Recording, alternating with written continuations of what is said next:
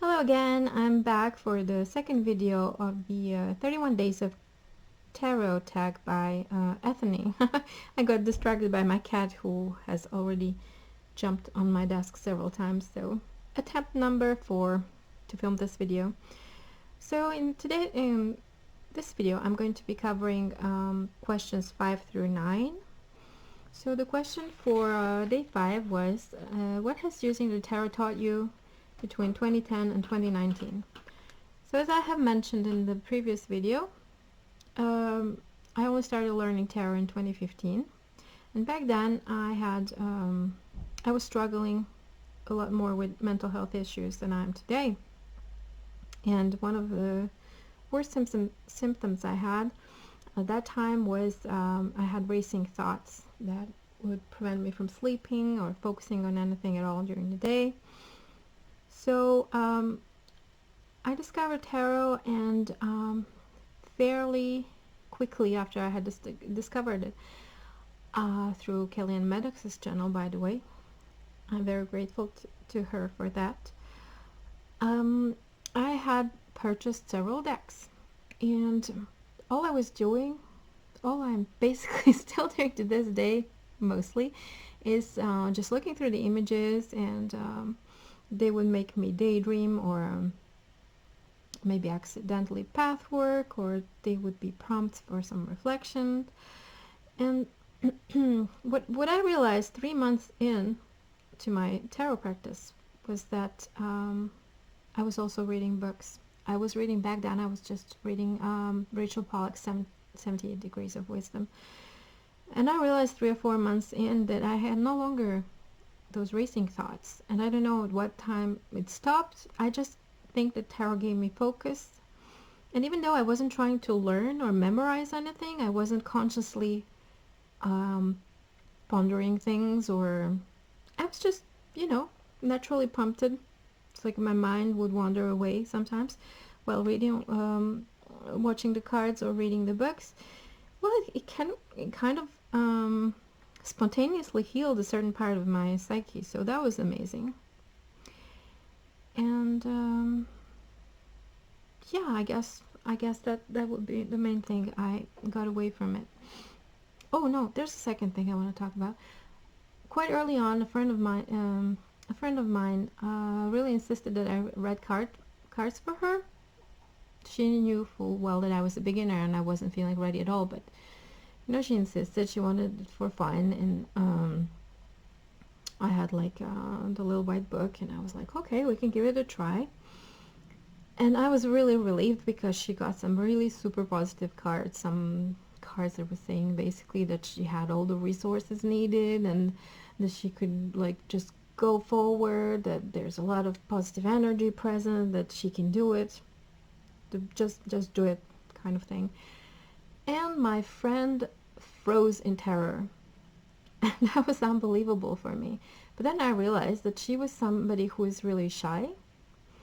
So what seemed to me like a very positive thing, for her it was absolutely terrorizing, because it was basically saying, okay, you no longer have an excuse to hide behind others, or that you cannot do something. You have everything you need, and just go get it. So yeah, I had learned on that occasion that even if something seems like a positive thing for me, may not be for the querent, and so that I had to tread lightly. Excuse me. The question for day 6: what decks are you anticipating in 2020 and why? So I unfortunately don't have pictures or the ability to edit them in anyway, so I'm just going to give you the titles. The first one is called Murder of Crows. What I like about it is that I only saw one picture, unfortunately, on Amazon, and it looked dark and intriguing. I love crows and ravens anyway. Hi Raven, if you're watching. And yeah, it looks really dark and intriguing, and looks like the kind of thing I would like, and I really want to check it out as soon as it's out. By the way, the few decks that are on this list today may be the exceptions to my no-buy rule. I will see when they come out. I guess I will try and watch people's reviews first before jumping in. The second one is the traditional manga tarot. I'm usually not into the manga style of drawing. I'm more into like Marvel or that kind of comic style.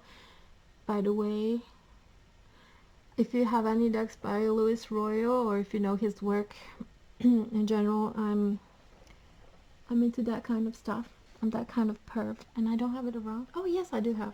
Wait, I happen to have Roy's Dark Tarot just to show you.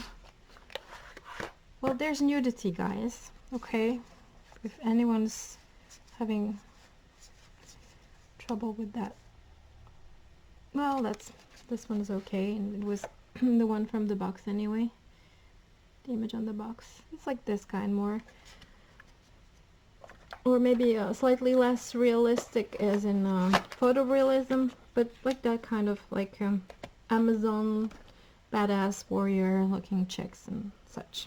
So yeah, manga, traditional manga tarot. I saw the once again I just saw the picture on the box on Amazon, and kind of looked interesting and cute. So I'm really curious to see what it looks like, what the other cards and other images look like, and what I would like them as well, because I always like to broaden my horizons, and if there's manga stuff that I can actually enjoy, I would be really happy about that. So the next one I'm really looking forward to checking out, it's the Shadowland Tarot.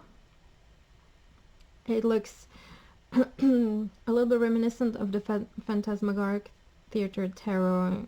It has kind of cutesy drawings, but they're dark at the same time, so I think it will be exactly my kind of thing, and I want to see if that checks out. And the last but not least is the Primordial Tarot.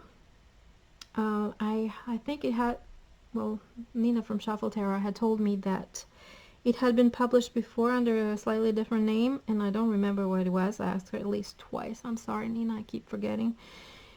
But the few images I was able to check out, it looks like it would feel powerful. I hope it doesn't disappoint, because I'm really picky, and I'm really after that kind of thing, you know, the rare pieces of artwork that are really so powerful that they kind of get you on some instinctual level, and they make you go, ugh. Okay, so that's it for question number 6. Question number 7. Tarot card that stalked you in 2019 and why? I was gonna say that I cannot answer that question because I wasn't stalked by any cards. But I just realized that I kept pulling. Okay, I have to backtrack a little bit. I rarely ever do actual readings for myself. As I just mentioned, I tend to use tarot as a healing tool. And what I do regularly is just I would feel the urge to just pick up a deck and shuffle it. Just the mechanical action of it would be really pleasing. And I'm trying to dig under my desk because I just put away the Light Seers Tarot. And my stalker card is in it. So yeah, this one is one that I recently got, and I really like shuffling it. So I would, what I do usually is just, you know, shuffle and then randomly pull one card, and it's not like a message for me, it's just to see, like, to discover the images without just sitting, flipping through them one by one. And the one that actually kept popping out the past week, almost every time I would do that, is the Three of Wands. Are you here now, Three of Wands? Of course you're not. Why would you? Because I need you. And so it got me thinking, hey, I do keep pulling the same cards. Oh, here it is. Knight of Wands. Okay. I hope you can see it. Yep. And I was like, why is that so? And actually, it's because I'm on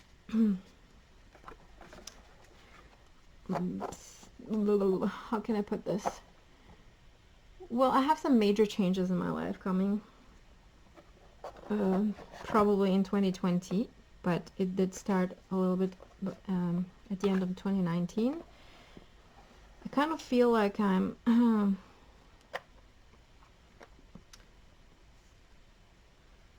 transforming in a way. So, and I do have some plans that I want to put into action, and I think that I keep getting this card just to, as a little kick in the butt to stop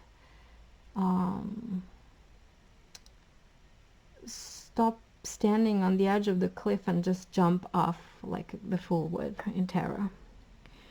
So yeah, I think that's why. So the question number 8. So for 8th of January, what tarot books have you read in 2019 and did you enjoy them? Just like tarot decks, I'm just not able to sit and go through an entire book. I used to be able to do that.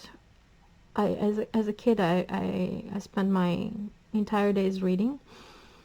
But ever since I got a kid, or I grew up, or I don't know, I just cannot stick with it, because I think when I read, especially if material is a little bit dense or important like this, and I want to learn it along the way, I just hate being interrupted. I just cannot deal with interruptions, and it's too hard for me to focus anyway.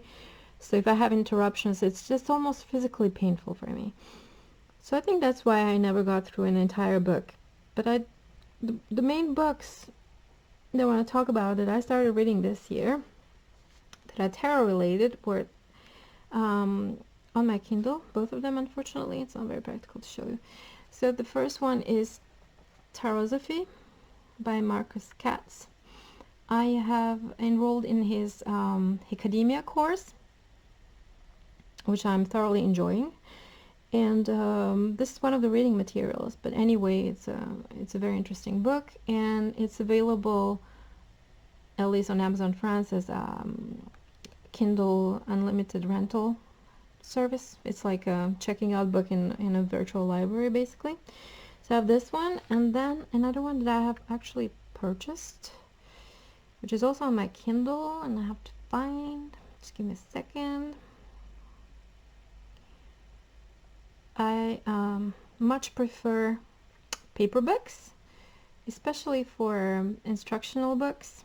I think they're way more practical when you need to reference back and forth, but at the same time I really need to minimize my possessions. Is one of the things I've been doing lately, well, for the past 3 years. So where's the title page? Yep, of course, well, not of course, but it happens to be Athene's Your Tarot Court, because it's one of the last things that I'm really lacking as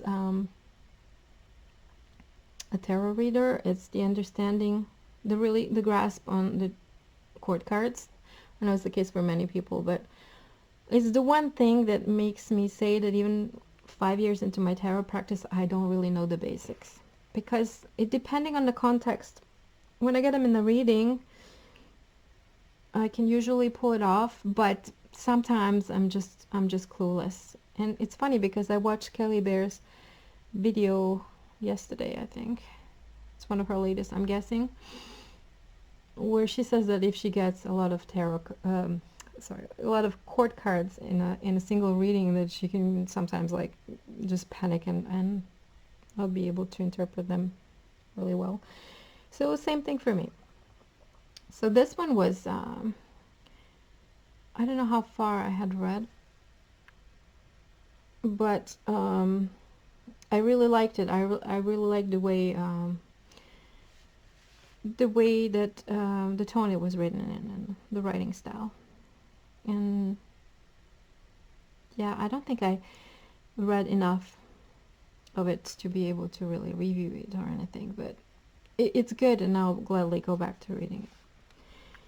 So do I have anything else? Oh yes. So one last question for the day is the question number 9.